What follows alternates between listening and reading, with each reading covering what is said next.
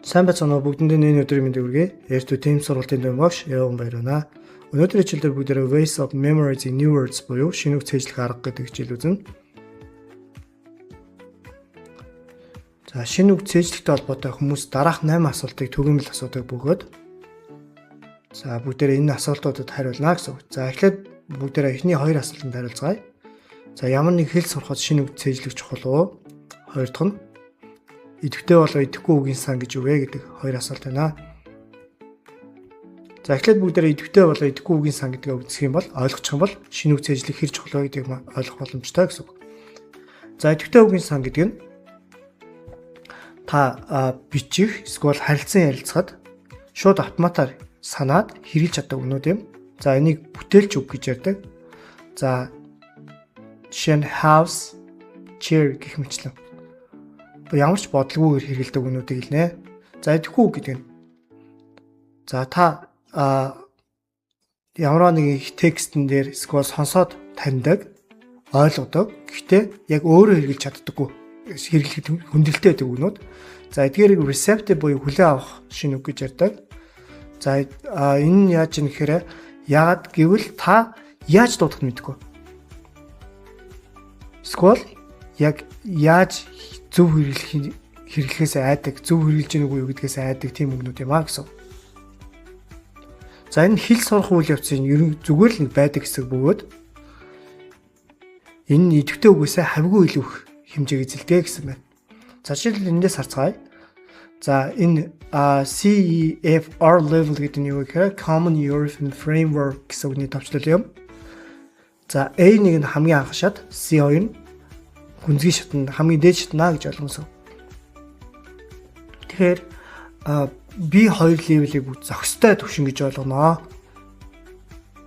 Хүмүүсийн хүсдэг түвшин гэсэн.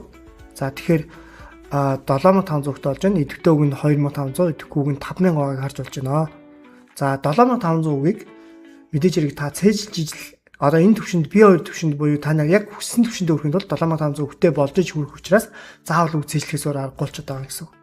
Байх нэ. Тэгэхээр үг цээжлэх нь хэл сурахын маш чухал хэсэг байдаг юм гэж ойлгож байна гэсэн.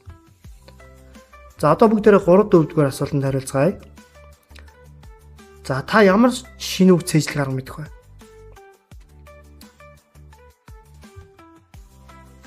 За тэгвэл яг эдгээр мэддэг аргаас ямар шинэ үг цээжлэх аргыг хэрэгэлдэг вэ? Хэрэгжилж байна вэ гэсэн асуулт байна. За тэгэхээр одоо болохоор бүгдээр яах нэгээр шинэ үг цээжлэх аргуудын талаар үзнэ. За эхний таны заавал мэдчих ёстой зүйл нь үгийн бүтээвэр буюу word formation гэдэг зүйлийг мэдчих шаардлагатай. За жишээ авцгаая бүгдээрээ hope, итгэл, найдвар, power, хүч чадал, care, анхаарал болгоомж гэсэн үгнүүд байна. Full гэх юм бол дүүрэн гэсэн утгатай дагавар юм. Less гэх юм бол үгүй гэсэн утгатай дагавараа. За hopeful болох юм бол итгэлтэй гэсэн үг болж байна. Hopeless болох юм бол итгэлгүй. За powerful болох юм бол хүчтэй, powerless болох юм бол хүчгүй. Careful болох юм бол болгоомжтой, careless болох юм бол болгоомжгүй болж байна. За тэгэхээр юу гэсэн үг вэ гэхээр жишээ нь энэ шиг ийм 3 мэддэг байгаа. Бид нэр full болон less гэдэг хоёр дагаврын мэддэг байснаар бид нэр 6 өгт олчихно гэсэн. За тэгэхээр энэ үгийн санг нэмэгдүүлэхэд маш чухал үр дүнтэй байдаг байх нэ гэдгийг эндээс харж болж байна бүгдээрээ. За эхлээд бүгдээрээ 10 common must know root words буюу хамгийн түгээмэл байдаг 10 үгийн үндсийг үздэцгэнэ. Aqua гэдэг нь ус гэсэн үг ээ. Aquarium гэхээр aquarium гэсэн үг. Aqueduct гэхээр усан сувг, шугам гэсэн үг. Aquatic гэхээр усны гэсэн үг нэ. Oddity гэдэг нь сонсох гэсэн, сонсох дуу гэсэн үг ээ. Hear гэдэг нь сонсох, sound гэхээр дуу гэсэн. Audio гэхээр дуу, audience үзэгч.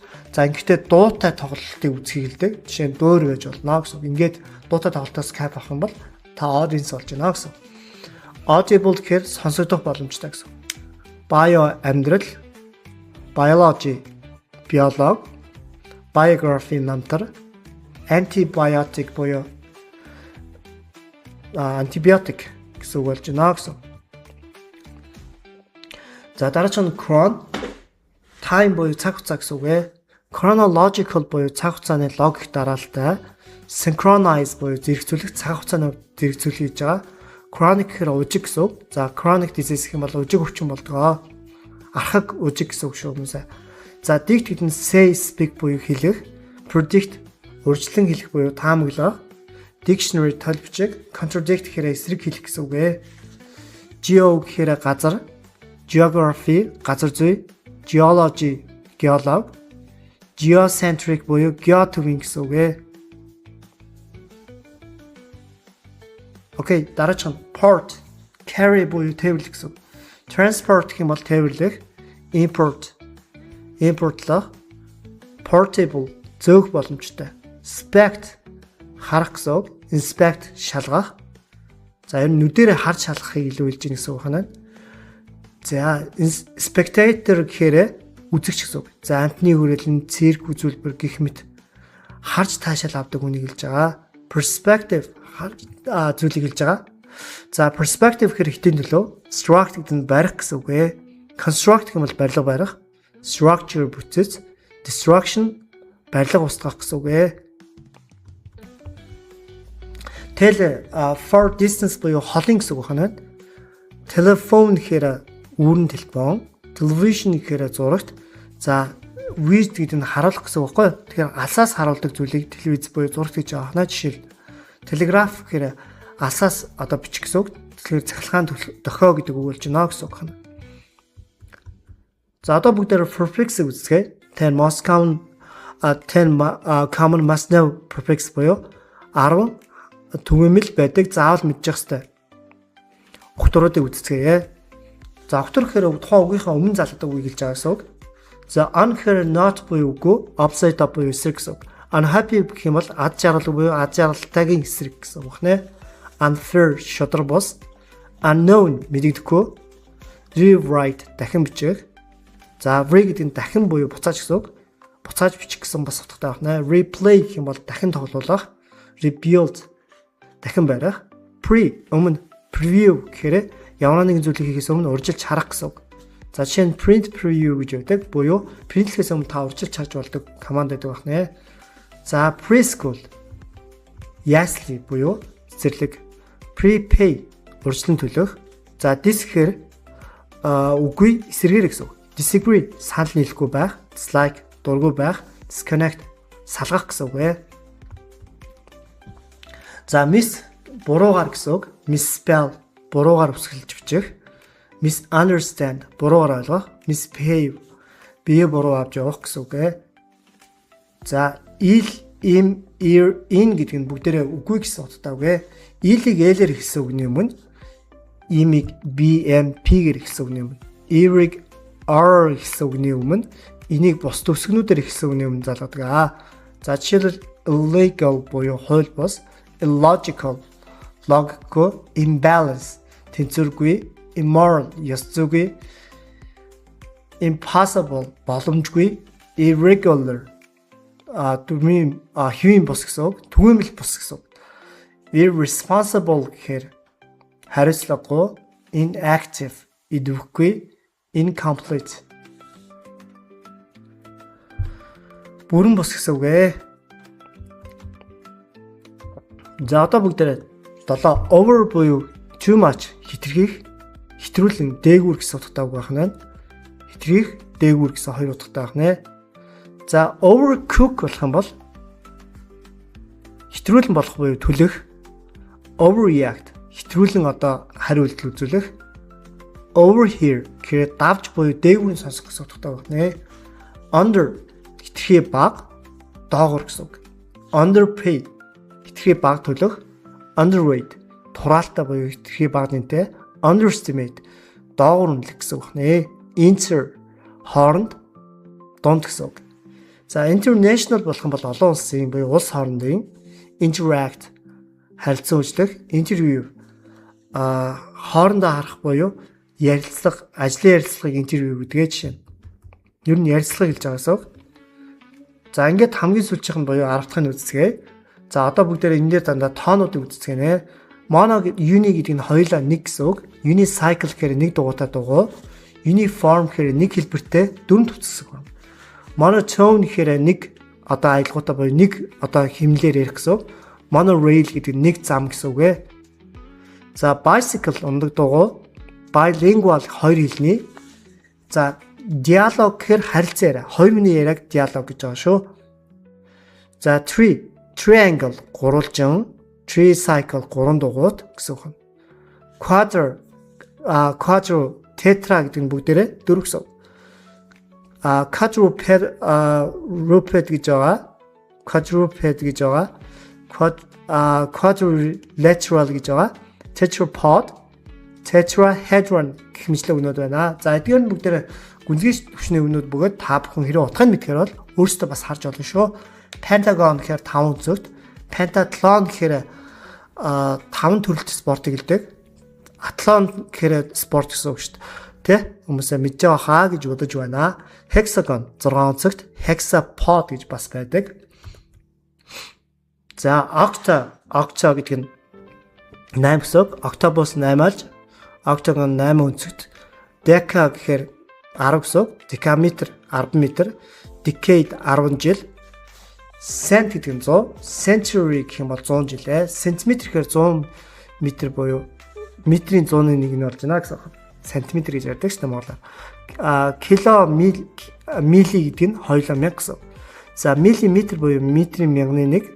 За миллисекунд гэх юм бол секундын 1000-ны 1 болж байна.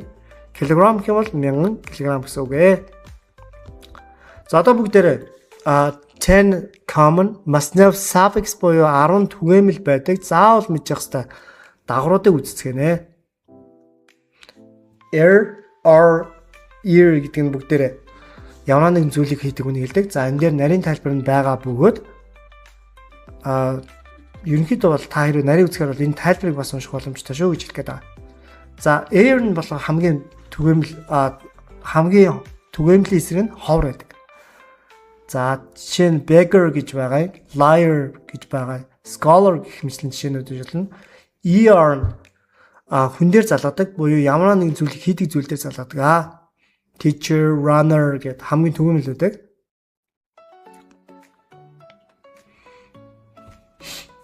За or гэдэг нь хвчлэн t-гээр төгссөн үгнүүдээр залгаад байдаг шүү хүмүүсээ. За жишээнүүд нь бүгд энэ дээр байгаа. Teacher, runner, driver, actor, inventor, donator, donate, donor гэх мэтлэн болж байна гэсэн. За S гэдэг дагавар байна.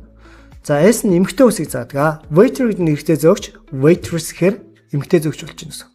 Actor эрэгтэй зөөгч, жүжигчин, actress эмэгтэй жүжигчин. Host за эзэн гэсэн. Нэвтрүүлэг хөтлөгч чинь host гэж ярьдаг. Hostess эмэгтэй одоо хөтлөгч нь гэсэн үг наа. Prince ханху, princess гэхээр гүнж. Lion арслан, lioness им арслан бахна гэсэн. За гурав дахь нь ness state буюу төлөв байдал. Quality гэхээр шин чанар гэсэн үг ээ. За тэгэхээр төлөв байдал шин чанарыг зааж байгаа нь happiness гэхээр ад жаргалтай байдал, darkness ханхуу байдал, kindness сайн сэтгэлтэй байдал гэсэн. Ment гэдэг нь үйлдэл үйл явц гэсэн үг. Achievement гэх юм бол амжилтанд хүрэх гэсэн үг. Movement хөдөлгөөн, improvement сайжруулалт гэсэн үг ээ. Шин гэсэн үгнүүд байна. За үйлдэл болон төлөв байдлыг заадаг. За ихэнх үгэн дээр шинийг залгадаг байгаа. За тэгээ 8 city бол бусд гүйгүүлчээр төгсөн үгнүүдэд залгадаг гэж ойлгомжсон. За хэрвээ ийгээр төгсөн үгэн дээр байх бол ийг нь хасчдаг шин залгасныхаа дараа гэж байна. За одоо бүгдээрээ шинийг болохоор DS-гээр төгсөн үгэн дээр залгана. За тэгээд үгийн төсөлд орж байгаа гүйгүүлч нь дуудлага бас адилхан болдог гэж байна. За эндээс бүгдээрээ жишээнүүд нь харцгаая. Educate гэхэд AT-гээр төгссөн үг байна. Шин болж байна. Celebrate гэхэд T-гээр төгссөн учраас шин болж байна. Celebration болж байна. Create, creation. За D болон DE-гээр төгссөн бахан бол шин болдог гэсэн төрөө. decision, revision, extension гэсэн үгнүүд үүсэж байна гэсэн. За одоо бүгдээрээ able гэдэг үгнүүдийн утгыг үзцгээе. Able гэдэг нь тех боломжтой гэсэн үг. За readable болох нь бол унших боломжтой, уншиж болдог. Breakable эдэлж болдог. Fixable засч болдог. Edible гэхээр идэж болдог гэсэн утгатай байна. Full гэдэг нь тийм юм да. Hopeful итгэлтэй, за өмнө хэлсэн careful боломжтой, joyful аз жаргалтай. Less гэхээр тийм юм уу? Homeless гэргүй. Hopeless итгэл найдваргүй, powerless хүчгүй.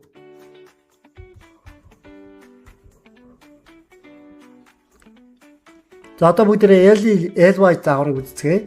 За энэ team байдлаар гэсэн утгатай болдгоо. За L-ийг IC-гээр төгсөн IC дагавраар төгсөн үг нь залгадаг бол LY бус тохиолдол залгадаг. За чинь basically гэхээр ерөнхий байдлаар гэсэн үг. Эсвэл ерөнхийдөө гэсэн үг нэ. Economically гэхээр хэмнэлттэйгээр, quickly хурдан, slowly удаан байдлаар, happily аз жаргалтай байдлаар буюу аз жаргалтайгаар орчуулагдана. East гэдэг нь ямар нэгэн зүйлийг хийдэг үнийг хэлнэ. Artist гэх юм бол урлагийн хүн, зураач гэсэн үг. Guitarist гэхээр гитарчин, journalist сэтгүүлч гэсэн үг болж байна. За хоёр дахь арга.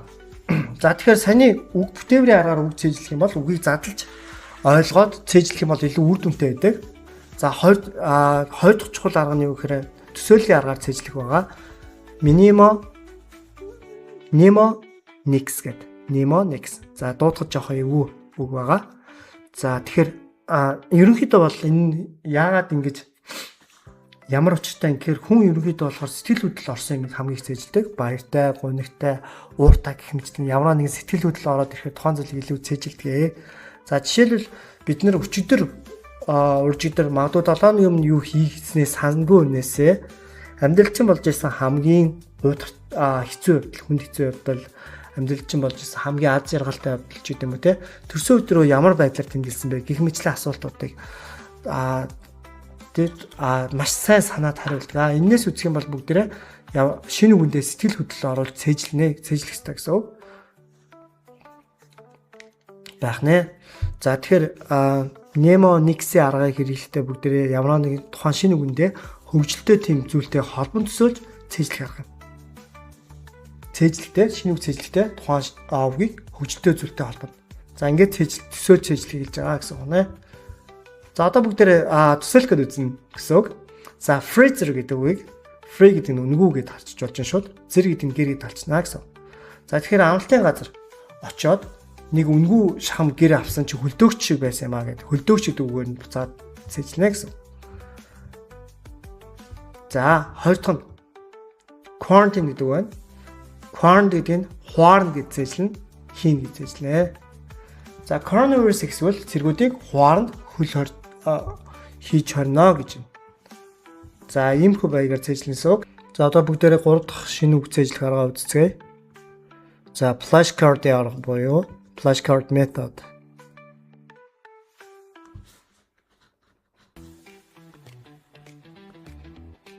За энэ дээр эхлээд бүгдээрээ flashcard-ыг харахыг үзэх юм. Бүгдээрээ үр дүнгийг харцгаая.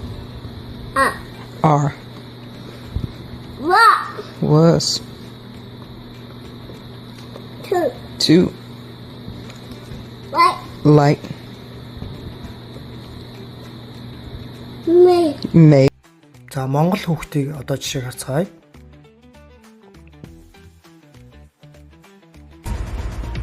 Тав настай цэцэгхэн биедан англи хэл сурч ном унших даалдалд суралцжээ. Тэрээр 2 настайгаас картаар цээжлэх аргаар англи үг сурч байсан бол 4 настайдаа ном уншиж сурчээ.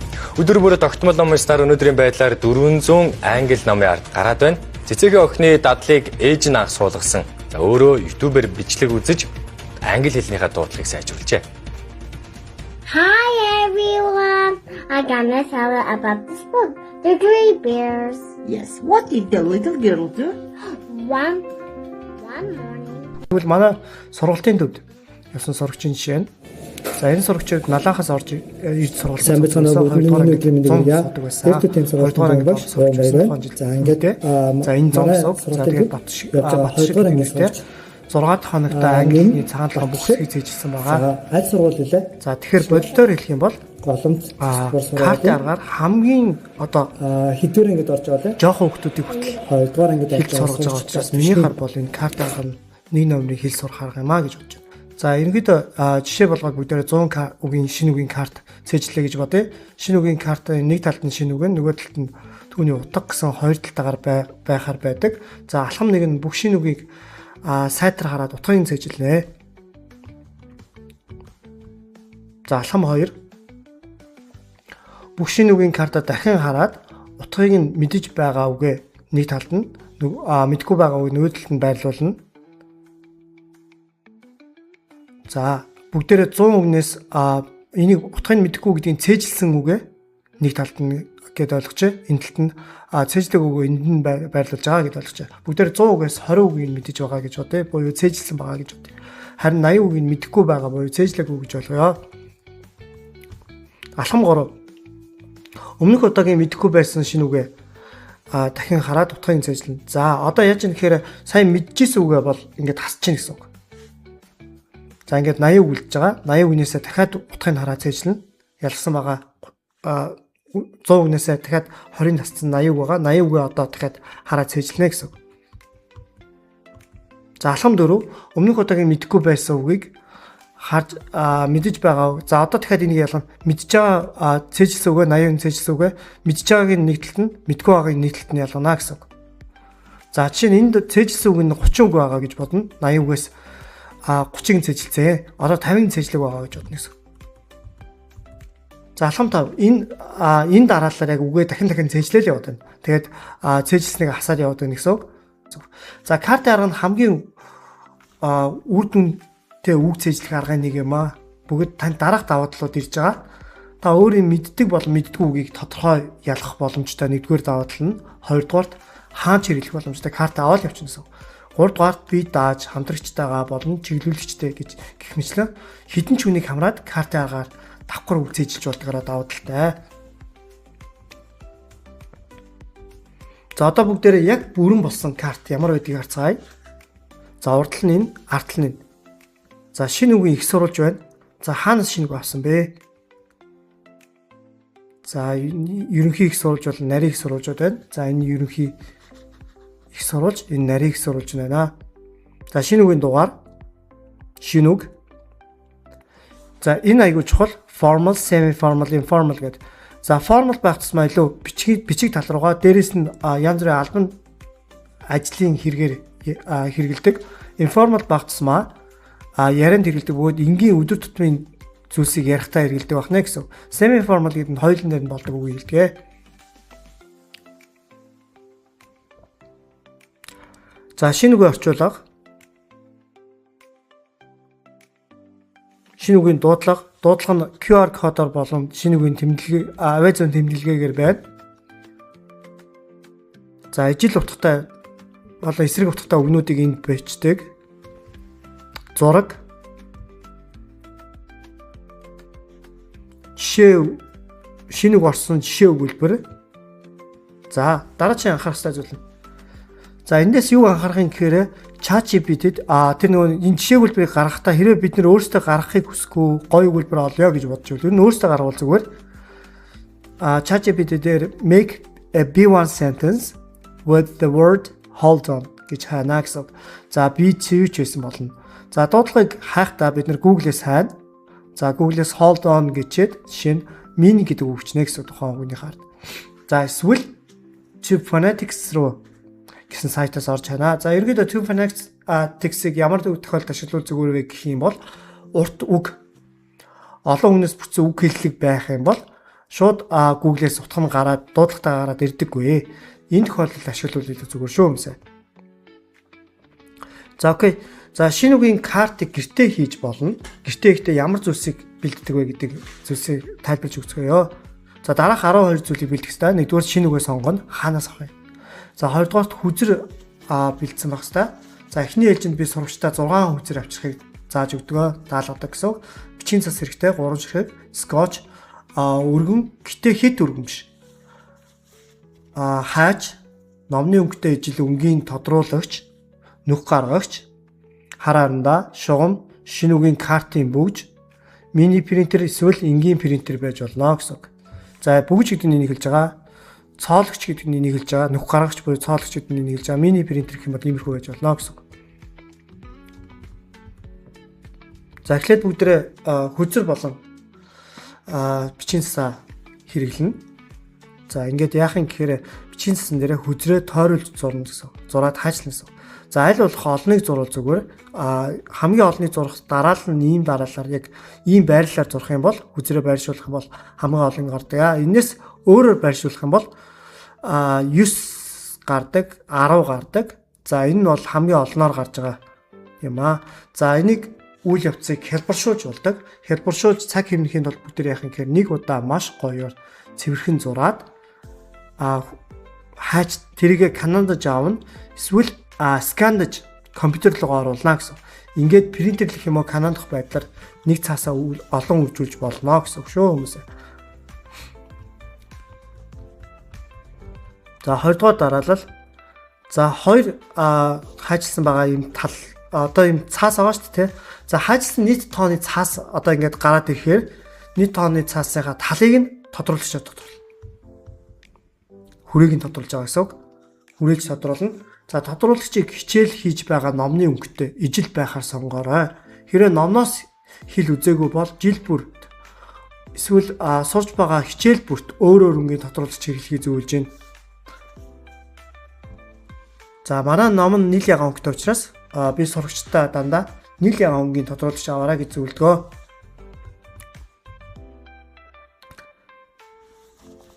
За тодруулагчаар хүрээсэн цаас болон хүрээлэггүй цаас хоёрыг хүзрийн хоёр талд наана.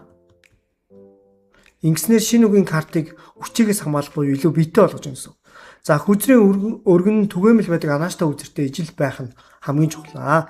За хүзрийн өргөн энэс өргөн болоод ирэхээрээ яадаг вэхээр нэг бичинсэн дээр 11 багтаан болчдөг. За тэгээд хүзрэн заавал шинэ цэвэрхэн урагдаагүй байх албагүй ерөнхийдөө дундаж идэлгээтэй байх болно шүү. За дөрөвдүгээрт цаасан дээр тэмдэглэе нэ. За тэмдэглэхийг нарийн заах учраас дараагийн слайднаас харна. За анхаарах нь тод гардаг өнгийн бал байвал их зүгээр байдаг шүү. Болно. За уртл нь юм байна. Артл нь иймэрхүү байлгана гэсэн үг юм. За гэхдээ энийг компьютер дээр хийсэн учраас бүгдээрээ бас гараар хэрхэн хийснийг бас харцгаана. Компьютер дээр бас хийж болно мэдээж хэрэг. За энд их сурвалж нь байна. Хаанаас шинэ үгийг авсан. За жишээ нь энэ дээр болохоор яаж юм гэхээр ерөнхий их сурвалж буюу элэлзийн ерөнхий шалгалтын материалаас авсан. За нарийн их сурвалж буюу 2025 оны Yeshe материал. Тэгээд phrasal verb гэсэн сэдвээс ангилж авсан бахнэ гэж ойлгоно гэсэн. За шинэ үгийн дугаар шинэ үг. За энэ бол маш чухал тэмдэглэл байгаа. Formal буюу бичгийн хэлбэрт ашигладаг. Semi formal буюу бичиг болон ярианд аль алиныг ашиглаж болно. Мөн informal буюу ярианд ашигладаг. Өдөр тутмын ярианд ашигладаг гэж ойлгоно. Formal-ыг мөн албан одоо хэргийн ажил хэргийн шугамар ярилцахтаа ашигладаг байгаа шүү. За тэгвэл informal-ыг өдөр тутмын ярианд ашигладаг гэж хэлсэн. За шинэ үгийн монгол орчуулгыг энд бичнэ. За зарим тохиолдолд англи тайлбарыг бас бичиж өгөх шаардлагатай болдог. За шинэ үгийн дуудлагыг авиа зүүн тэмдэглэгээр болон QR кодоор оруулж өгсөн. За энд шинэ үгтэй ижил болон эсрэг утгатай үгнүүд байна. За зураг нь байна. Шинэ үг орсон жишээ өгүүлбэр. За жишээ өгүүлбэрийг хаахтаа. За энд хоёр анхаарах зүйлийг ярина. Жишээ өгүүлбэрийг хаахтаа ChatGPT-гээс make a B1 sentence with the word hold on гэсэн prompt ашиглаж хайж болно. Эсвэл өөрөө зохиох юм бол өөрийнхөө үдсэн дүрмээр зохиох юм бол бүр сайн шүү хүмүүс. За дуудлагыг хаахтаа Google-с тухайн үгээ бичээд mini гэж хайдаг. Эсвэл To Phonetics сайтаас бас хайж болно.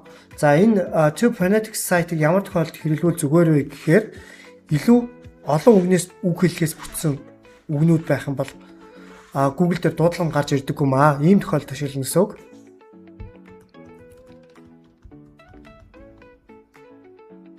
За шинэ үгийн QR кодыг гаргахдаа дараах хоёр сонголтын аль нэгийг хийнэ. Нэгдүгээр Google-ээс гарна, хоёрдугаар To Phonetics-аас гарна гэдэг. За Google нь иймэрхүү байдлаар гарч байна. За To Phonetics дээр болохоор энэ хоосон зайд шинэ үгээ бичиж өгөөд тэгээд дуудлагыг хайдгаа гэсэн. Show transcription буюу дуудлага бичих гэж байгаа. За ингээд тухайн холбоосны дээр байгаа тухайн хуудасны дээр байгаа холбоосыг хуулаад, линкийг хуулаад meqr.com захим хуудас руу QR-ыг үүсгэх ороод QR-ыг үүсгэх гэсэн. За иймэрхүү. За одоо зургийг харуулъя. За ийм сайт гарч ирнэ. За ингээд URL link гэсэн энэ дээр линк оруулах гэж байна. Тэгээд доош доош scroll dot тэгээд generate QR code гэсэн товчлоорыг дадгаа. За 5 дахь алхам. Шинэ үгийн карта скотчны оронд ламинатдж болно. Ингэвэл скотчноос илүү цаг хэмнэ. Ингэснээр эдлэгийг уртсгана. За дундаж өргөнтэй скотч сонгож аваарай. Скотч тусдаа уутанд хадгалвал скотчны хүрээ муухай болохоос сэргийлнэ. Бүх талыг нь скотчтуул илүү эдлэгээ сайтай болдог байгаа. За одоо бүгдээрээ энийг скотч гэсэн үг. 6 дугаар дараалал. За скотч шинэ үгийнхаа картын нэг булангийн цоолж бүгжөөр багцлнаа. Ингэснээр хадгалахад болон бидээ авч явахад илүү хэлбэр болно. За анхаарах нь цоолохдоо карт бүрийг ижил цэгт цоолохыг хичээгээрэй. Миний хувьд зүүн дээд булан дээр цоолдог. За энэ цоолж гэсэн. За шинэ үгийн бүгж гэдэг нь энэ. За шинэ үг ингээд бүгжилсэн байдал нь иймэрхүү харагдаж байна. Илүү цэгцтэй болцсон байна гэсэн үг. Тэгээд авч явах ч гэсэн аюу амар болчдөг. За одоо бүгдээрээ гараар хийсэн картыг харцгаая. Мэдээж хэрэг заавал бүр төгс гоё бичих шаардлагагүй. Их сурвалж нь. За энэ D1 English Grammar Book-ээс авсан. Манай суралцагчтай цуг хийсэн карт гэсэн. За шинэ үгийн дугаар 2 талтай учраас шинэ үг. За шинэ үгтэй талаа хүрээсэн байгааг та бүхэн анзааж байна. За артал нь. За түрүүний formal informal гэсэн тэмдэглэгээ хийж өгсөн жишээ хөлбөрийг оруулж өгсөн гэх мэтлэн байна. Яг иймэрхүү байдлаар гэртээ хийгээд байх юм бол маш гоё шүү хүмүүсээ. За шинэ үгийн картаар хичээлхийн хамгийн гоё даваа тал нь юу гэхээр карт ихтэй ойрын зорилго нийт хүмүүстэйгээ хийж болно. За ерөөдөө гэр бүлэрээ их найз нөхдөйгээ хамт хийх юм бол маш зүгээрээ. Ингээд хамтдаа сайжрах боломжтой. Та хідэн ч хүмтэй хамт нэг карт хийлгэхэд хамтдаа одоо цээжилж болдог байгаа шүү хүмүүсээ. За одоо бүгдээрээ 4 дахь арга буюу аудио сонсох арга, audiolingual method буюу ALM аргыг судалцгаая.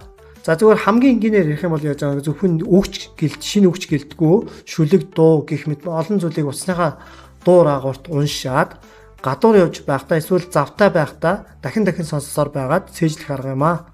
За өөрөөр хэлбэл бид нэр гадуур маш их явдаг штэ. Тэр хоорондоо яг энийг дуу раагуурт хураачаад сонсоод байна гэсэн. За тэр хүн шинэ үг цээжлэхэд бас ашиглахгүй өөр юм дээр ч гэсэн ашиглаж болдог байгаа шүү. За энэтэй холбоотой ASTP буюу Army Specialized Training Program гэдэг зүйл байдаг. За 5 дахь шинэ үг цээжлэх арга цаас нуглах арга гэж байдаг. За ийм 2-3 нэртэй шүү юмсаа. За дэвтрийн нэг нүрийг дээрх байдлаар 4 юм уу 6 хуваана. Шинэ үг нь за сондгой тод 2 дахь тэгш тоотой игнэн дээр болохоор юу байна гэхээр орчуулга нь шинэ үг орчуулга гэсэн дараалал явна гэсэн.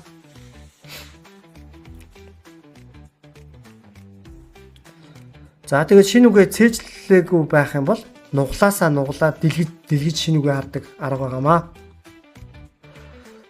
За одоо бүгдээр зайтай давталтай аргыг үздэцгээе.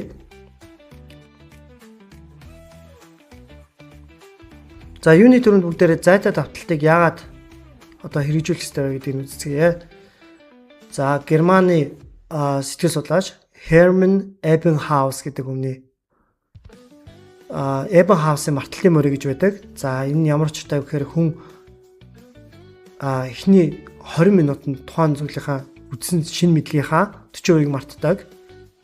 За эхний цагт 50 цагийн дараа 50%-ийг, за өдрийн дараа тухайн шинэ мэдээллийнхаа 70%-ийг 7 хоногийн дараа 10-аас 20% цээжилдэг байгаа. За тэгвэл за энийг зайтай давтах нь тухайн марталтын мориоос гаргаад урт хугацааны ойд оруулдаг гэдгийг, урт хугацааны ойг сайжруулдаг гэдэг байна гэж үзсэн. За одоо бүгдээрээ яаж давтах вэ гэдгийг үзцгээе. Зайтай давтах гэх нэг. За тухайн үед нь шууд эсвэл яг тэр өдрөө байх юм бол анхан шатны санах хойд орж өгж гин. За хоёр дахь давталтаар эхний давталтаар тэгж гин гэсэн. Хоёр дахь давталтаар нэг өдрийн дараа дахиж давтах юм бол матлын морьоос гарна. Гурав дахь давталтаар буюу 3 өдрийн дараа давтах юм бол санах хойг сайжруулна. Дөрөв дахь давталтаар 7 хоногийн дараа давтах юм бол урт хугацааны санах хойлоо хийн. 5 дахь давталтаар 1 сарын дараа давтах юм бол удаан хугацааны санах хойндоо нэг мөсөө оруулаад өгч байна гэсэн үг. За одоо бүгдээрээ догматик аргын талаар үзье. За лам нар ном хурдаг. Ном хурсаар хагаад маш олоодаа давтсаар хагаад тухайн номоо бүр бүтэн цээжилдэг шиг догматик арга гэдэг нь ягшмал буюу тухайн зүйлээ маш олоодаа давтсаар хагаад цээжлэх арга. За тэгвэл энэтэй холбоотой та бүхэн бодоод үзээрэй. Шинэ үгээ зүгээр бичээд авчт юм уу эсвэл давтаж бичт юм уу те? Минийхээ ажилласнаар ихэнх хүүхдүүд ямар ч шинэ үг цээжлэх арга хэрэгэлдэггүй. За ийм байж шинэ үг хэл сурах юмсан гэдээ яваад байдаг. Тэгэхээр та шинэ үг цээжлэхдээ аль нэг аргыг заавал сонгож аваарай гэж хэлэх гээд байгаа юм байна. За дараагийн 8 дахь нь арга гэхээс илүү авиад өөрөөс үгийг хэлж байгаа. За өөрөөр хэлбэл англи хэлэнд ер нь бүх хэлэнд авиад өөрөөс үг гэж байдаг. Тэр авиад өөрөөс үгийг яг юуг дуурайсан, яаж дуурайсан гэдгийг ойлгох юм бол цээжлэхэд илүү хэлбэр гэсэн үг. За жишээ авцгаая. За бүгдээ 3 жишээн дээр харцгаая гэсэн үг ээ. За жишээ нь хөхөө күкү гэж дуурдаг. За ийм учраас хөг күкү гэдэг байна англинд. За хаалга тогшиг knock гэдэг. Knock гэдэг нь хаалга тогшиж байгаа чимээтэй ойролцоо. Ер нь юм тогшиж байгаа чимээтэй маш ижлэгэн гэсэн. Хийс гэдэг нь могоо эсрэг чимээ хис гэж байгаа. За ингээд яг тухайн амьтдын дуу, тухайн зүйлээс гардаг дууг дуураас нь үгнүүд байна гэсэн. Яг ингэж төсөөлөд бүгдээрээ дараах үгнүүдийг цээжлэнэ гэсэн үг шүү. За үүнээс гадна маш олон үг байдаг. За тэрийг маш сайн анзаарах хэрэгтэй гэсэн. За хэрэглээнд оруулахтаа гэж байгаа. За ганцхан гэж байгаа. За би эндээс яг юу гэж хэлэх гэжсэн бэ гэхээр хэрэглээнд оруулахтаа бүгдээрээ нэг аргыг хэрэглэхгүй. За чинь үгийн карт. Карт хийчээд араас нь жишээ нь ингээд өнөөдөр 50 карт хийчлээ гэж бодъё. За тэрийг дуур агуурт хураачна. За дуур агуурт хураагаад гадуур явж байхдаа сонсоод карта бас эргүүлж үзээд байна гэсэн үг. За тэгээд дээрэс нь давтахдаа за жишээ нь би энэ картыг нэгдүгээр өдөр бүтэн дууссан гэх юм бол яг саяны давтах аргын дагуу давтнаа гэсэн 5 удаа давтнаа гэсэн үг ээ. Ингэх юм бол хизээч миний одоо санах хойноос гарахгүй байх нэ. За одоо бүгдээрээ 5 6 дахь асуултанд хариулна. Шинэ үгийг хаанаас түүж авах вэ? Ямар шинэ үгийг түүхийн, шинэ үгийг хэрхэн тэмдэглэж авах вэ гэсэн хоёр асуулт байна. За хаанаас ямар шинэ үг тэмдэглэх вэ? За тэгэхээр англи нь бол маш олон үгтэй, олон сая үгтэй гэж ойлгож болно. За тэгвэл яг энд байгаа бүх үгийг нээдэд хүн болгон сайн гэсэн үгнүүдийг цээжилж болохгүй. За ингэснээс илүү та өөрийнхөө хэрэглээнд тааруулаад өөрийн жишээ нь ингээд ном унших дуртай бол уншиж байгаа номноосоо. За үзэж байгаа киноноосоо, сонсож байгаа дуунаасаа, эсвэл төвшөнтэй номноос цээжлүүл зүгээрээ. Эсвэл 5 дахь арга нь яг өөрийн сонирхсон сэдвийн үгнүүдийг цээжж болно. За ингээд шинэ үг цээжлэхдээ зөвхөн тухайн үгийг цээжлэх нь тухайн хэлийг одоо сурах гол зорилго биш. Эсвэргээр хэрэглэж сурах ёстой учраас бүгд яахын гэхээр тэдгээр шинэ үгнүүдийг ямар нэгэн байдлаар өгүүлбэр зохиогоод хэлж үзнэ гэсэн үг. Янз бүрийн өгүүлбэр зохиогоод тухайн шинэ үгнүүдээр хэлж үзвэл хамгийн өндөр үр дүнтэй шүү. Ингэх юм бол бас ярьж бичихэд чинь илүү төхөн болно. За шинэ үгийг тэмдэглэхдээ тусдаа дэвтэр гаргуулж хол байдаг. За эсвэл хичээлийнхэн дэвтэрний яг артталт нь эсрэгээр нэргүүлж агаад нэг талд нь одоо бичээд хураагаад байж болно гэсэн. За тэгээд ихэвчлэн бие давж явах хуудас дэвтэр байх хэвээр. За ихэнх хүнээсээ том цүнх авч явдаг, А4-ийн цүнх авч явдаг учраас А4 юм биш, жижигвтер хэмжээтэй, тэмдэглэлийн дэвтэр хэмжээтэй байх юм бол илүү өндөр үр дүнтэй гэж ойлгох гэсэн. Шинэ үгийн дуудлагыг хатаа тухайн үгэн дээрээ meaning гэж ханаа. Энд харагдж байна гэсэн. Wood гэдэг wood. Энэ дуудлага байна гэсэн. За мөн dictionary-ийг Cambridge-ийг орж хайж болдог. За түрүүнсэнчлэн мөн true phonetics-аас хайж болно гэсэн. За шинэ үгээ тэмдэглэхэд дараах байдлаар тэмдэглүүл илүү зүгээрээ.